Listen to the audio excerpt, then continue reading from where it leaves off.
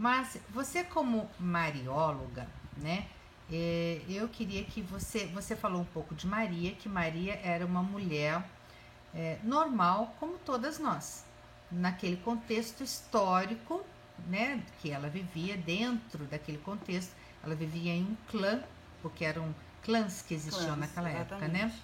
E dentro dessa história, aí eu perguntei já para você se realmente José era bem mais velho do que ela, Sim. como dizem, né? Eu não, ó, veja bem, eu não sou estudiosa da Bíblia. Então, se eu falar alguma besteira, você me perdoem também os internautas, entendeu? Mas eu acho que são as dúvidas de todas as pessoas que gostam de estudar as matérias, né? Gostam de estudar os assuntos.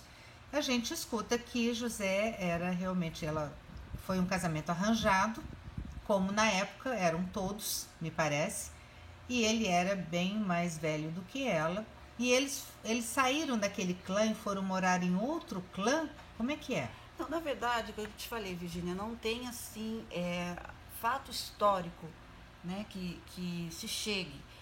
Mas também é, tem a questão cultural da época, né, que era essa realidade, como você falou, as mulheres eram prometidas em casamento e tal.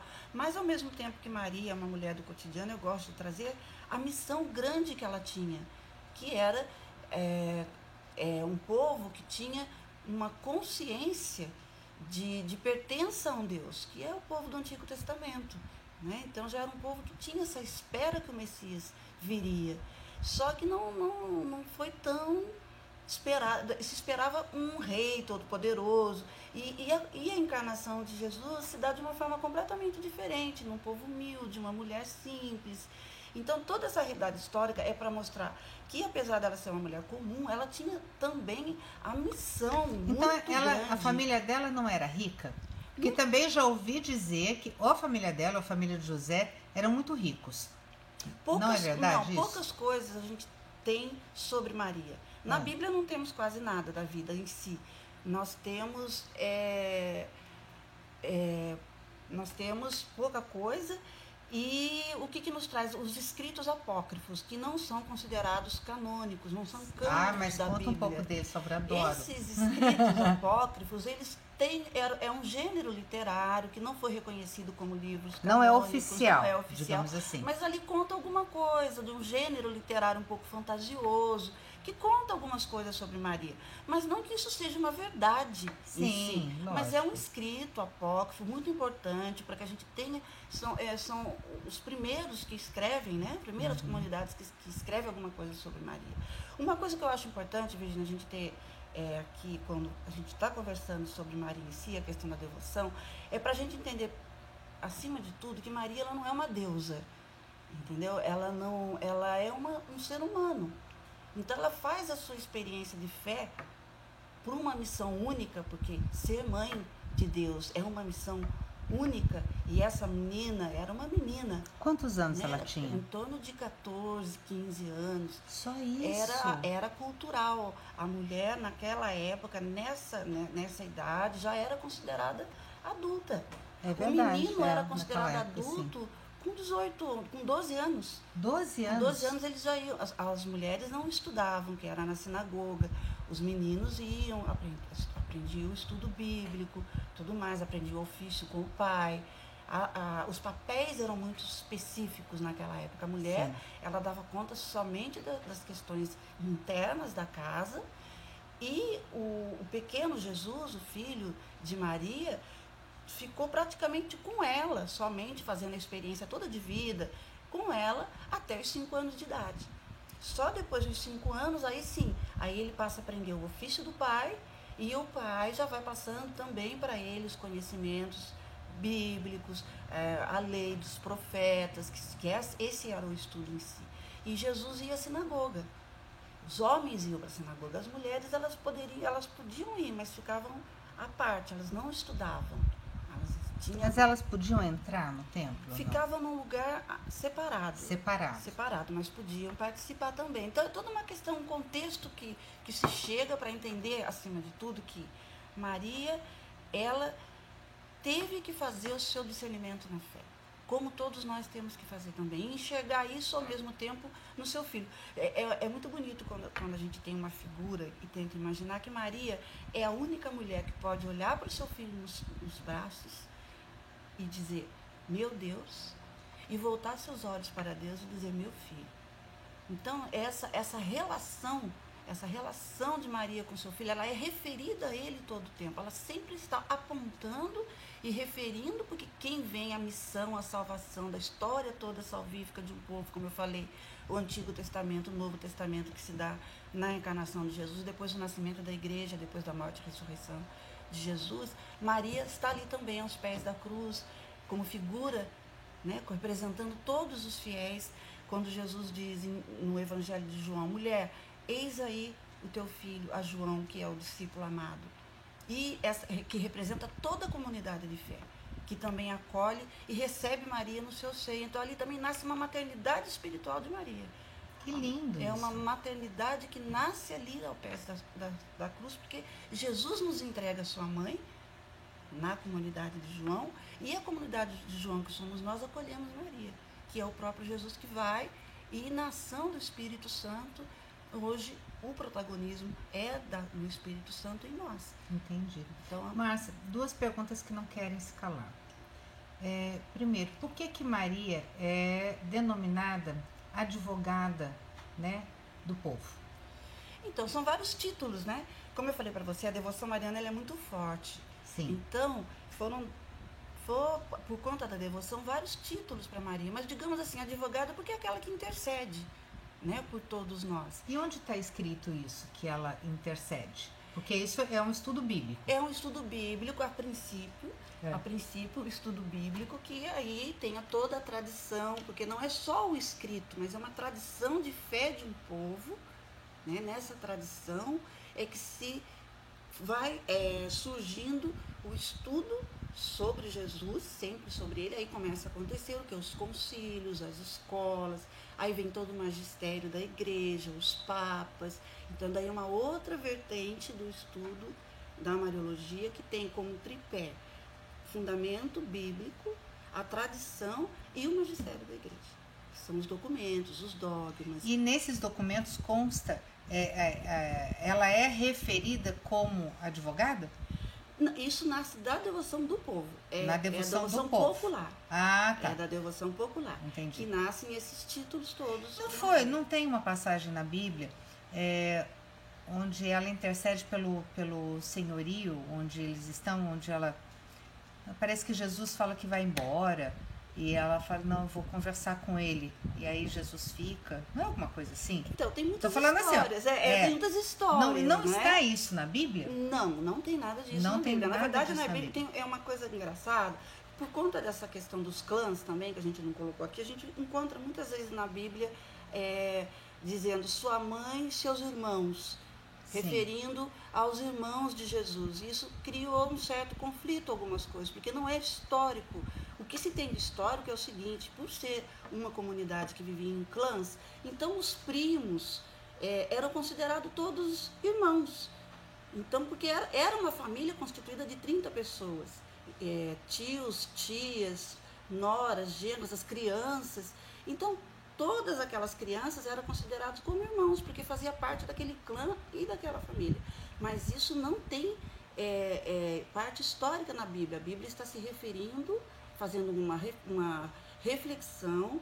Por isso que é legal quando a gente vai estudar os livros bíblicos, né, do Novo Testamento também. A gente sempre estudar um pouco o contexto em que ele foi escrito, o texto, com o contexto. Não dá para fazer uma interpretação literal. Porque senão fica só numa conversa, né? No isso ou aquilo, acho. Tem que ver o contexto histórico, isso né? Que a teologia vem dar esse chão para que a gente possa interpretar corretamente. Trazendo para hoje. Sim. Porque hoje somos nós cristãos que estamos aqui inseridos na nossa realidade, na nossa cultura, com o nosso compromisso, na ação do mesmo Espírito Santo, porque somos batizados no mesmo Espírito. Então agora para que dê essa continuidade de sentido, que o estudo da teologia, Mariologia, com a devoção popular, com o culto, com a liturgia, vai formando um todo para nos desconectar dessas coisas que se falam por ali. E a outra pergunta é o seguinte, Por que existem tantas Marias, né? Tantas, a gente chama de santa, né? Até é engraçado você perguntar isso, porque até...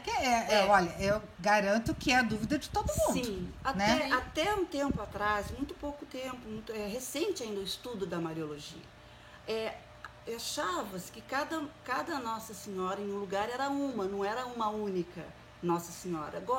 Agora a gente já tem condições de entender que é a manifestação a partir da cultura e da realidade de um povo no seu lugar.